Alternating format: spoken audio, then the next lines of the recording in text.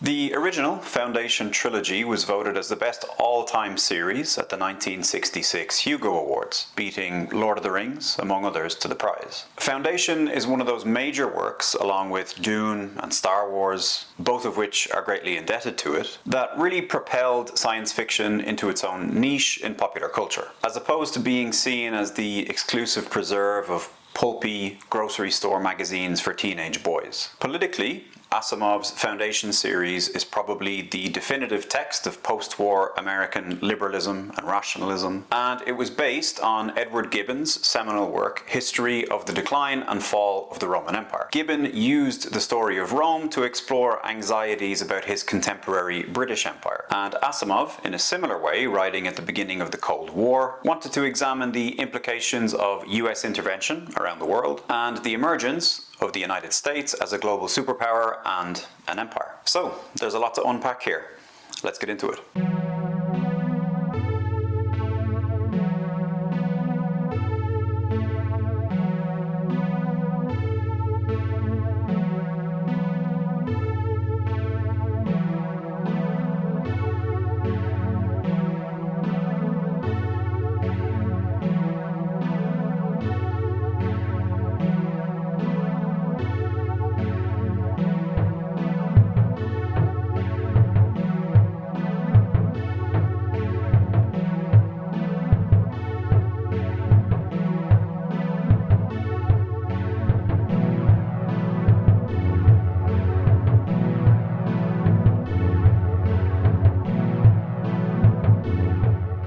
Welcome to the Politics of Fiction. I'm Darren. I look at literature through a political lens, and today we're talking about Foundation by Isaac Asimov.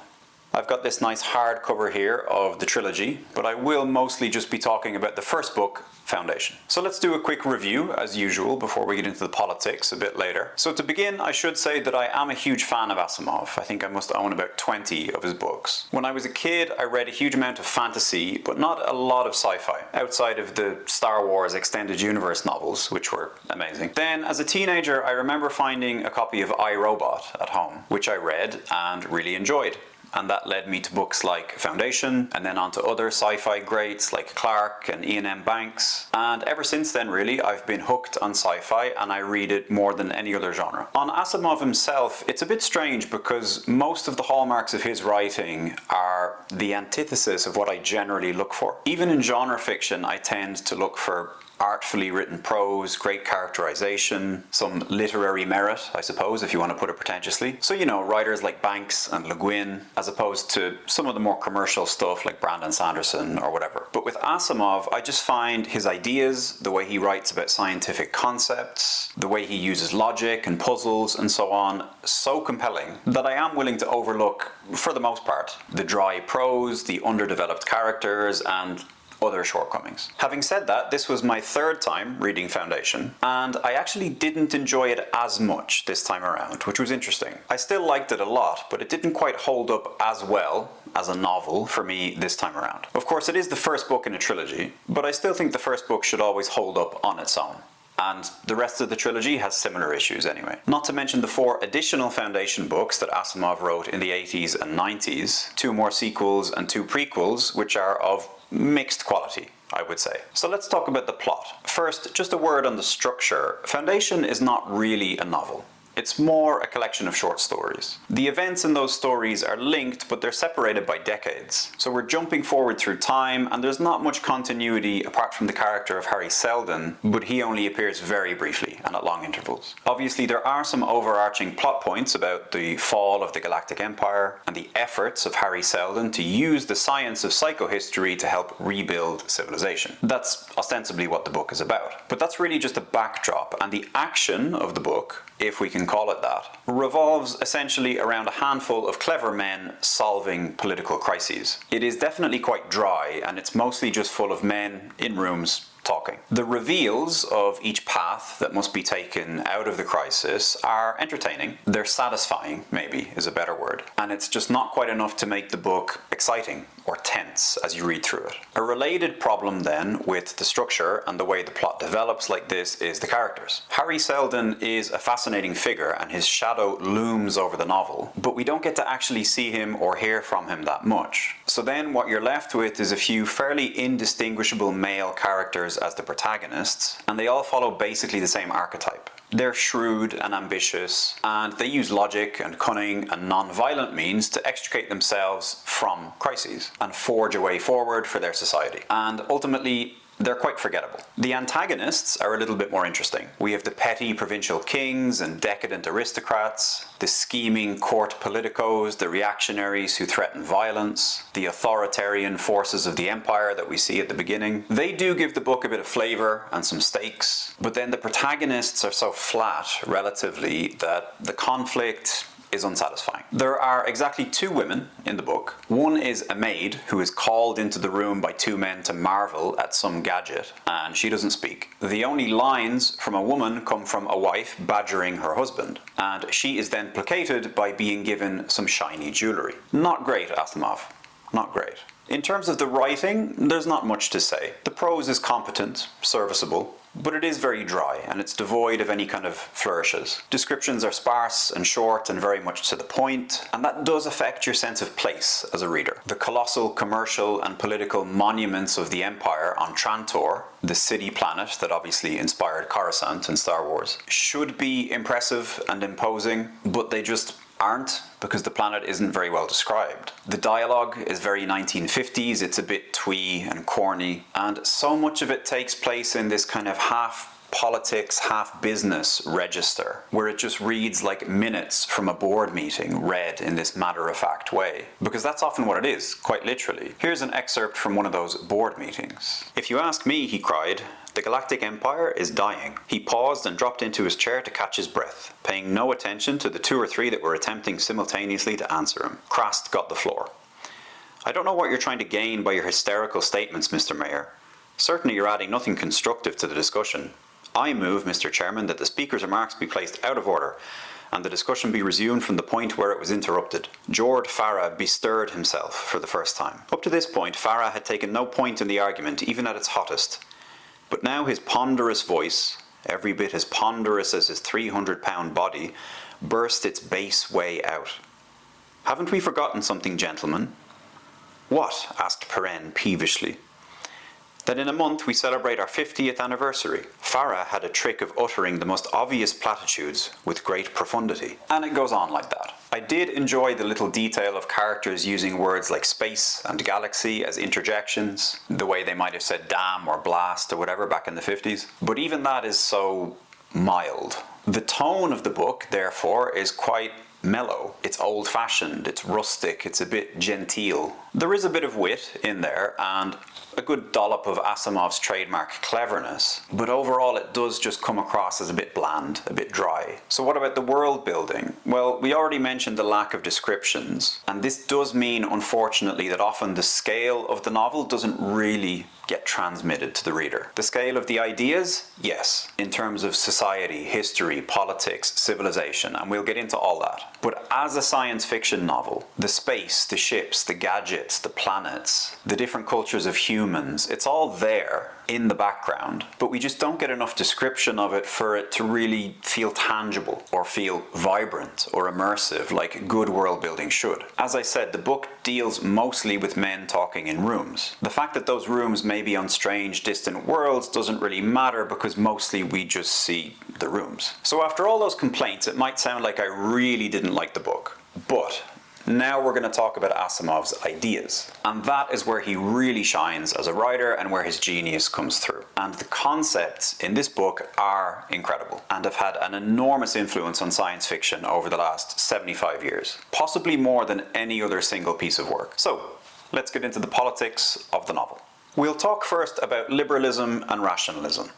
And to do that, let's get into psychohistory first. Psychohistory is the major thematic focal point of the book, the fulcrum around which everything else turns. It sits at the confluence of humanity, society, politics, and history. And it's through this fictional discipline that Asimov explores concepts. like human nature, culture, violence, empire, civilization, and many others. In his writing, Asimov often sets up a logical premise, then throws a bunch of external forces at it to see how it holds up or how it breaks. This scientific method of storytelling is explored in a really interesting way in the robot books, for example, where he sets up these 3 laws and then examines all the contradictions and difficulties and paradoxes that you get into when you have robots trying to take them literally. And he does the same thing essentially in the Foundation trilogy with the science of psychohistory. He sets it up as this very powerful force, seemingly infallible, according to its creator, Harry Seldon in any case. Then he examines its limits and its faults and so on. In the second and third books of the trilogy, we get this tension between psychohistorical analysis of human behavior as this rational element in a system and the actions of irrational people like the mule. Now, there's not too much of that in the first book of the trilogy. In this novel, we see psychohistory and Seldon's manipulation of it working more or less as it should. And it's that manipulation that makes the book interesting as the decades go by after Seldon sets things in motion. Psychohistory itself, of course, doesn't change the future, it doesn't solve problems. It's just the scientific study of human behavior and societal behavior. Seldon essentially invented a way to accurately predict how people respond to stimuli and how that affects the future of their society. But what Seldon sets up in the Foundation is his way of meddling with the future that he has predicted. His way of controlling and trying to curtail the negative effects of the fall of the Galactic Empire. Psychohistory is such a great concept, and I think that central idea and the exploration of it through the character of Seldon particularly is easily the strongest element of the book. And I think it's a major reason why the book is still so popular so many years later and why its influence is so great. It's just a really clever and entertaining premise. So how does Asimov use psychohistory in the novel? What is he saying with Harry Seldon's intellectual maneuvering to bring about the renaissance of empire? What ideologies are conveyed in the musings and dialogues and politicking of the mayors and traders of the Foundation? Well, there's an awful lot that you could dig into here, because even though the book is a fairly light 200 pages, this central idea has such a density to it and filters out into so many different subjects that you could go on almost interminably about psychohistory and the trajectory of the Foundation, economically, politically, socially, etc. But for now, let's just look at 2 aspects that I think reveal a lot of Asimov's politics. I mentioned earlier that I think Foundation is a seminal text in terms of liberalism and rationalism, and Asimov was indisputably both a liberal and a rationalist. So let's examine how these 2 ideas suffuse the text. There are some fundamental concepts of liberalism that can be seen fairly plainly in the novel. The society of the Foundation on the planet Terminus is socially and politically liberal. There's a balance between individual freedom and social welfare, it has democratic structures, and it evolves into a nation-building project aimed at preserving and advancing human civilization. So we have the liberal ideas of orderly progress and planning for the common good,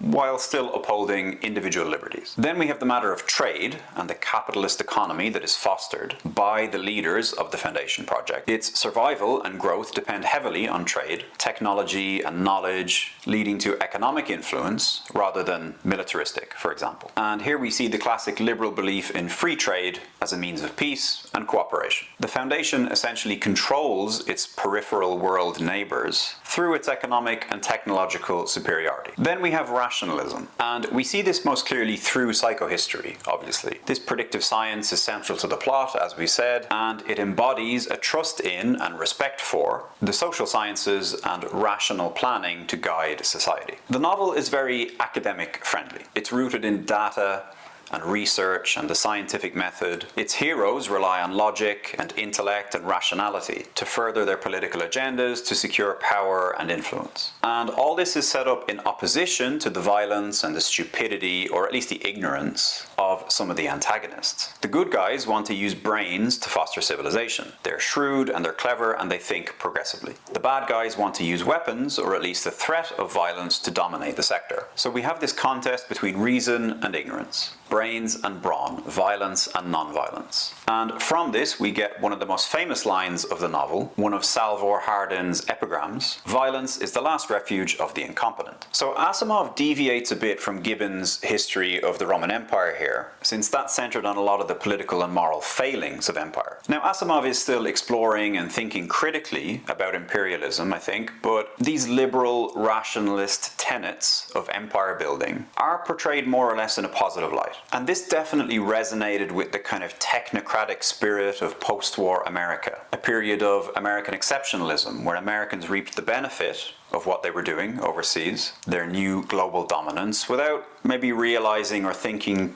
too hard about what was going on, the crimes that were enabling the prosperity, a situation that persists to the modern day. Asimov's heroes are not kings or generals or soldiers, as they might have been in a lot of sci-fi of the 1930s and 40s. They are intellectuals, they're outsiders, they're nerds. And so it has doubtlessly been tempting for generations of nerdy sci-fi fans to see this liberal rationalist method of achieving power, as benevolent, as admirable. So the political and social ideology of the Foundation, and of the novel in general, is this confluence of liberalism and rationalism, building states and governmental bodies, instituting free market capitalism, using reason and shrewd diplomacy to solve problems, creating legal and technocratic processes and systems, forbearing any use of violence, and abiding by and revering laws and norms, considering them objective arbiters of righteousness and justice, in kind of a schmaltzy West Wing kind of way. So let's examine some of the weaknesses and inconsistencies of this liberal rationalist worldview.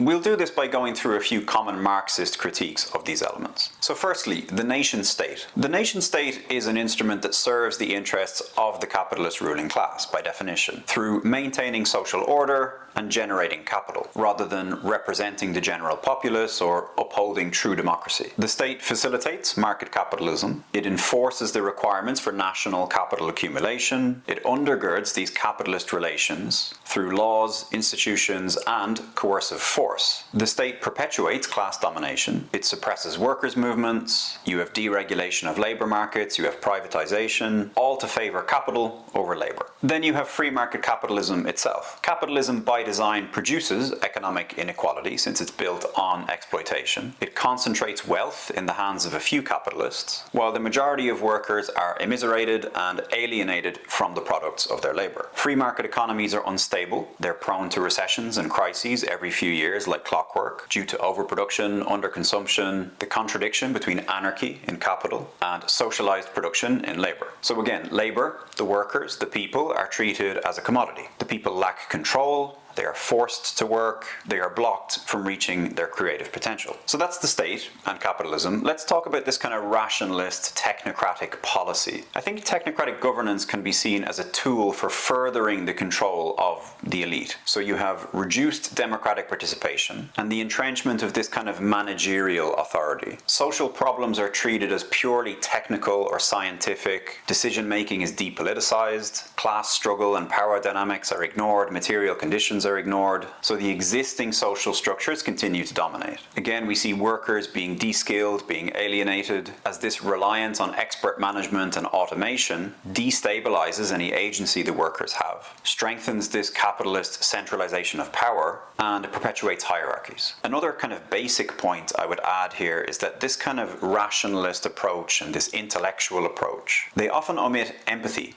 and basic humanity and human-based considerations, reducing everything to data, looking at aggregates, rather than focusing on people, especially the vulnerable people on the margins. There's no space for empathy in a technocratic capitalist system because it has no ROI. So what about this kind of reverence for norms and laws and processes? Again, these are instruments that are shaped by the ruling class to serve the ruling class. They're not neutral frameworks, they're not inherent. They mask and legitimize exploitation. You get this illusion of fairness and equality through an authoritarian structure that enforces the interests of capital through state power and violence disguised as order. Dissent and struggle are defanged. They're channeled into these legalistic technocratic systems and processes, which are rarely going to make any decisions that will affect the status quo. So from the Marxist perspective, these laws and norms are not eternal, they're not innately fair, they don't lead to justice. They are historical constructs that must be dismantled and transcended in order to dismantle capitalism. And I would add as well that not only is this kind of pious, rules-based order politics so often shown to be complete bollocks, as in the case of countries like the US or Israel committing atrocities and facing no legal consequence, for example, but it also leads you into a position of real impotence when you come across an opponent who ignores the legitimacy of these systems and these processes and these norms, even the kind of semi-fake ones that you've built up to maintain the status quo. Look at the process-driven center-right Democratic Party in the US at the moment and how woefully unprepared they are for someone like Trump. Someone who will flout all these civic norms and laws as much as he can. Who is actually going to enforce the decree of a judge, for example, against the guy who is literally in charge of the military, the police, and now his own private paramilitary force as well? Liberalism is just so ill-equipped for this moment in history. This is why political struggle beyond mere proceduralism is so important. So lastly, let's talk about the non-violence of this worldview. An ideology that looks to avoid violence, if at all possible, I think is admirable. But I think it goes without saying that the Marxist critique of this would be that this kind of liberal pacifism is just unrealistic. That's not how the world works. You won't change power structures, you won't change systematic oppression and all the systems that they've built up to protect it through non-violence. Throughout history, revolutionary violence has been essential, it's been necessary, it's been successful. It has been a legitimate way for people to seek freedom and justice. And that really encapsulates the problems within this kind of rationalist liberal system. The solutions it offers are all contained within the system. A system that is broken,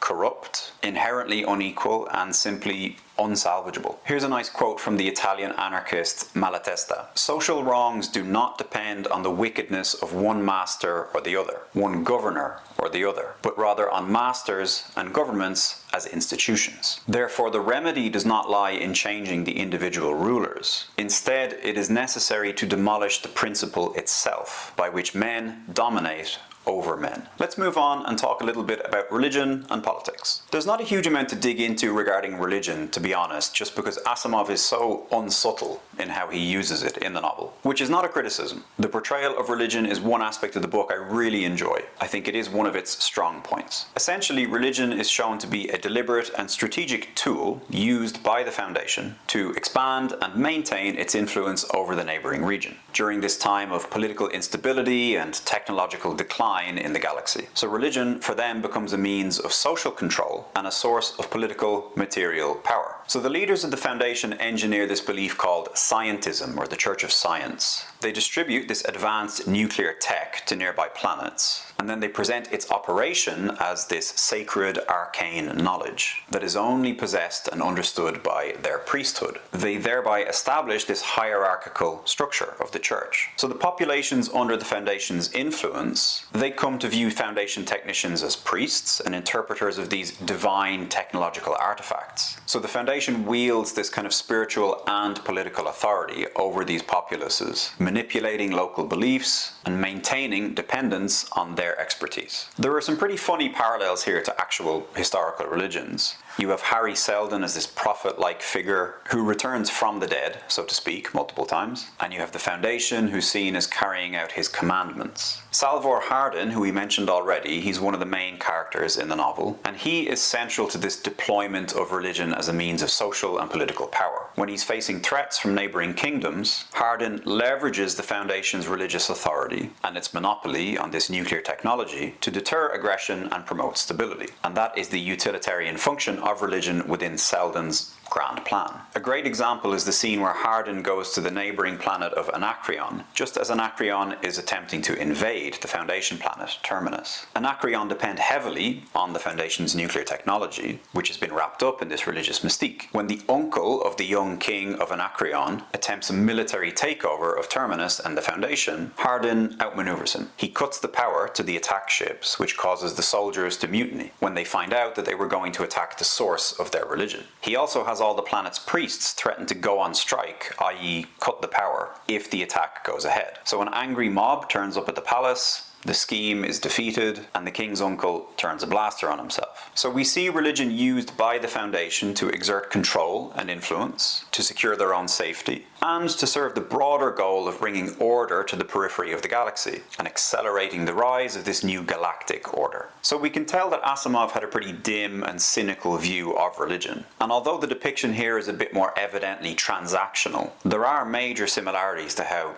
religions like Christianity have historically gained influence and power. And and riches. When it comes to all of these kind of provincial proletariat types, the ordinary people who worship these nuclear power wielding priests, there's definitely a strong sense of the Marxist argument of false consciousness. The argument that in a capitalist society there is a conflict of interest between the ruling class and the working class. And religion is something that helps maintain the workers' state of ignorance, the false consciousness, meaning they remain unaware of how unfair society actually is. So that's religion, and obviously that strays into the political sphere a bit as well. But let's talk just about politics for a minute. I know we've already talked a lot about political ideology, but let's look at how politics actually works materially in Asimov's story. In Foundation, politics is basically just schemes and plots, to channel the spirit of Tyrion Lannister. And that goes for both the good guys and the bad guys. The only differences really are the methods. I wouldn't even say their goals are necessarily that different. Everyone wants power. That's what politics is. It's the struggle for power. Obviously, the type of power the bad guys are struggling for is a bit more autocratic. But the Foundation is happy to manipulate people with a sham religion. So are they much better? Salvor Hardin, who took power with a coup, who rules for decades and basically does what he wants despite the will of the people,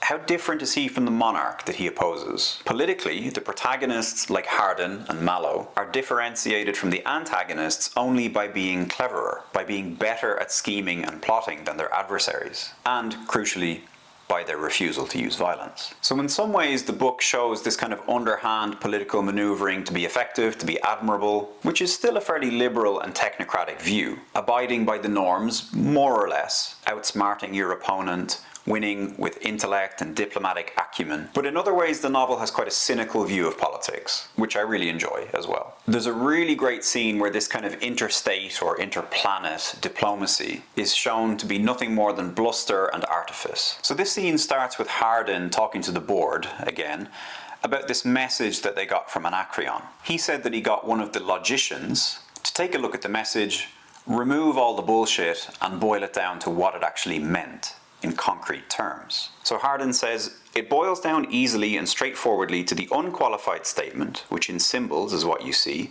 and which in words roughly translated is, you give us what we want in a week, or we take it by force. The scene goes on, and Hardin now talks about the treaty between the two planets. The treaty ran through 5 pages of fine print, and the analysis was scrawled out in just under half a page. As you see, gentlemen, this is Hardin speaking, something like 90% of the treaty boiled right out of the analysis as being meaningless, and what we end up with can be described in the following interesting manner.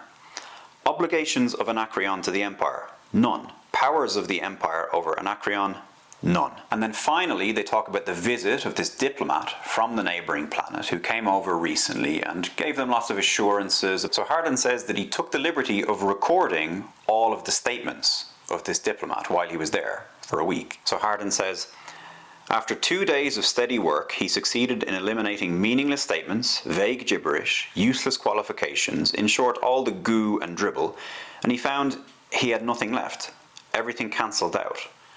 Lord Dorwin, gentlemen, in 5 days of discussion, didn't say one damned thing, and said it so you never noticed. There are the assurances you had from your precious empire. I thought that was a really funny scene, and obviously there's as much truth in it now as when it was written. So many politicians and media pundits use this kind of vague, euphemistic language, being non-committal to the point that they are literally saying nothing of material import. Some of them have it down to a fine art. Obama, for example, was very good at it. I always enjoy any piece of work that dips into that meeting point of language and politics. 1984, for example, gets into that quite a bit. Manipulation of language is so widespread now in politics and media that a lot of these obfuscations and rhetorical tricks that serve power go undetected. We're so embedded in this propaganda, it's so ubiquitous, that it can be hard to clear your head and go back to first principles and ask questions about, for example, why certain words are used or not used. Words like terrorist, strongman, genocide. You have inflammatory rhetoric used about the atrocities of one side, and anodyne diplomatic language used to describe the sins of the other. This phenomenon is absolutely everywhere, and it's very effective. Words matter. They can dehumanize entire populations of people. They can justify wars. They can paper over some of the most heinous acts committed by human beings. So we need to pay attention to them.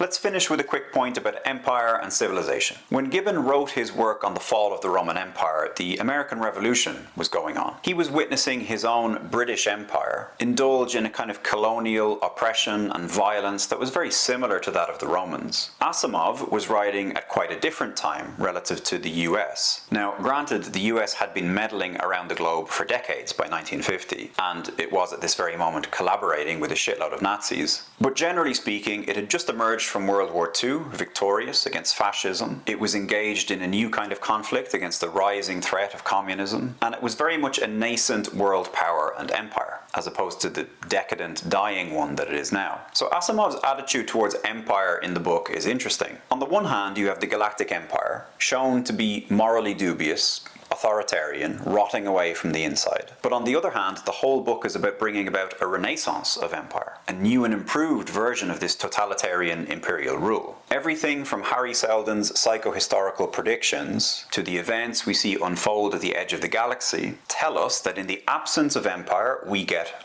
barbarism, petty kings and tyrants, opportunism, violence, disorder, scientific ignorance, etc. This is a common historical trope. The wild, feral, indigent natives upon whom is bestowed the benevolent blessing of civilization in the form of conquest and domination. Indeed, this kind of image of pre-civilization savagery is often used to justify imperialism and colonialism. You often hear defenders of the age of exploration talk about how uncivilized the tribes of Latin America were, for example. You know, before they were systematically murdered, raped, and pillaged by the conquistadores. Every society had violent practices at one time or another, but whatever sacrifices and so on some of those communities committed absolutely paled in comparison to what their conquerors subjected them to. Not to mention the fact that often these tales of pre-imperial societies are complete fabrications, specious nonsense to justify after the fact the genocide, the enslavement, the extinction of the indigenous people. If you look back at British accounts of African people or Indian people or Irish people, for example, they abounded with these disgusting caricatures, this dehumanizing language, describing simple, dirty, vicious, primitive people who were in need of civilizing. That was the white man's burden. In one famous example, the English poet Edmund Spenser, who served as a soldier and participated in atrocities against the Irish people, wrote a pamphlet called A View of the Present State of Ireland, in which he defended British tactics and called for even more extreme violence. Here's a quote from it, with Spenser talking about how they slaughtered the Irish during the Second Desmond Rebellion. Out of every corner of the woods and glens they came creeping on their hands, for their legs could not bear them. They looked anatomies of death, they spake like ghosts, crying out of their graves. They did eat of the carrions, happy where they could find them, and one another soon after, insomuch as the very carcasses they spared not to scrape out of their graves, and if they found a plot of watercress or shamrocks, there they flocked as to a feast. In a short space there were none almost left, and the most populous and plentiful country suddenly left void of man or beast. Yet sure in all that war there perished not many by the sword, but all by the extremity of famine, that they themselves had wrought. Lovely. Just one in a long line of English aristocrats who blamed the various famines they purposely inflicted on indigenous people on those people themselves. This kind of dehumanizing language, reducing human beings to beasts, has always been a hallmark of imperialism, and it continues to be so to this day. Look at how Palestinians are described by Israeli politicians, soldiers, journalists, for example. There are many who still defend empire. The Roman Empire, the British Empire, and they have the same tired claim. Sure, they murdered and tortured and stole land, but they bequeathed upon us civilization, paternalistic war crimes. This Western idea of civilization is deeply corrosive. What does it even mean? Are we talking about the roads that were built for them to move their armies around more efficiently? The taxes extracted so people could finance their own oppression? The trade and commerce that developed in stolen goods and stolen human beings? The destruction of languages, cultures, and communities? An endless cycle of forced conscription, imprisonment, torture, murder, rape? Are we to be grateful for this barbaric subjugation because without it we would have, what? Had to deal with our own petty tyrants and warlords and so on? Yeah, probably. But that's not really the point, is it? There is nothing, whether it be roads, bridges, architecture, art, whatever you want to label as civilization, nothing that results from empire that can be considered beneficial to those who are conquered because of the overwhelming relative weight of what was taken from them. Their language, their way of life, their culture, their freedom, their lives. Nothing justifies empire. Nothing ever has, and nothing ever will. Okay, that's it for Foundation by Isaac Asimov. I hope you enjoyed that. If you're looking for similar videos, you can check out my Patreon. The link's in the description. 50% of my videos go up there. Hopefully I'll see you back here again soon for another video. Take care of yourselves. Good luck.